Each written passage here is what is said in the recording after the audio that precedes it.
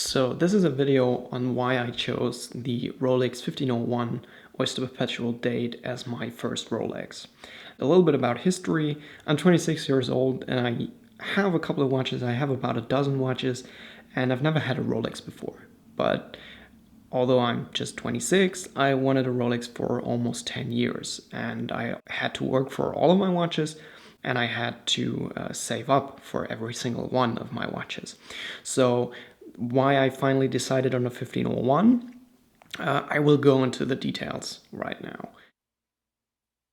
The watch that you can see here is the 1501, and it is an Oyster Perpetual date 1501 from 1972, so it's almost 50 years old. The reason why I chose the watch is really because although this is a vintage watch, it looks incredibly contemporary and it looks and feels pretty modern too, and it is reliable, and it to me had a interesting value proposition. This watch has 5 characteristics that come all together in this model for probably the first time in Rolex history. And that's why I think if you want a more or less modern Rolex, you should go for this one. The first thing is water resistance. This watch is 100-meter water resistant, has a screw-down crown and a screw-down case back. This is not really a watch that you want to go diving, but it has the basic protection that you expect from a watch. So you don't really have to worry about it. If you spend so much money on it, you want to be sure that the watch doesn't go bad with the first rain shower. So what you have here is the water resistant, which was one of the first things that Rolex used to sell their watches. You have the Oyster case in a way that is really developed to the point that you see it today. You have these polished sides and the brushed surfaces on the front, the pointed horns that you also see in 1601 Datejust and 1600 Datejusts, and even the case has the overall feel of a modern Rolex. Earlier models kind of had that, but don't really have it as much as this one has it. The second characteristic was the automatic movement, which means that this mechanical movement winds itself. And you really need that because if you have to unscrew the crown every single day, it wears out pretty fast.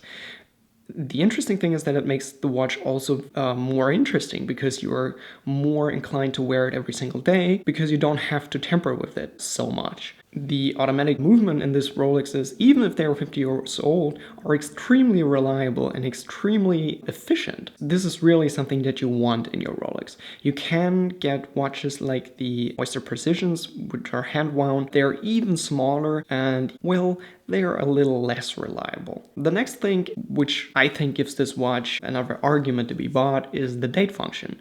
Because what this watch essentially is, it is a Oyster Perpetual Datejust, just 2 millimeters smaller. I kind of need a date in my everyday life. I want to know which date it is. The watch doesn't have a quick set date function yet, but it is still nice to have, and it still gives the appearance of a Rolex because that famous Cyclops, that famous lens over the date wheel really is one of the Rolex key characteristics. The next thing on my list is that the watch is a officially certified chronometer. This is interesting because this is also one of the trademarks that is really identified with Rolex watches today, that they are chronometers. They are precise and they are reliable, which shows that it really has the performance. It is a fully outgrown, usable, everyday tool watch, even if it looks very elegant. And the last thing about this watch is the integrated full metal Oyster bracelet.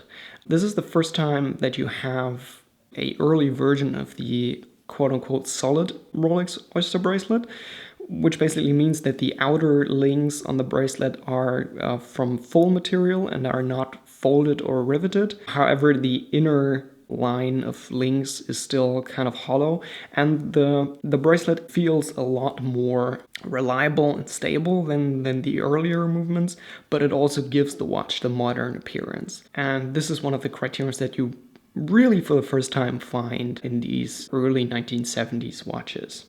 Another interesting thing is the bezel that gives the watch, I think, a more interesting and a more balanced look. And what you also can do with this watch is you can wear it on a leather strap.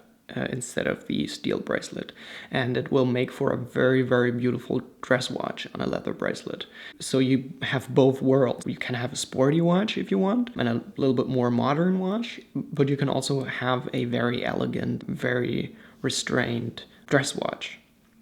Most people don't really understand this hobby, and they don't really have to interact and think about watches. And what I don't want is that everyone sees at first glance that I'm wearing a Rolex.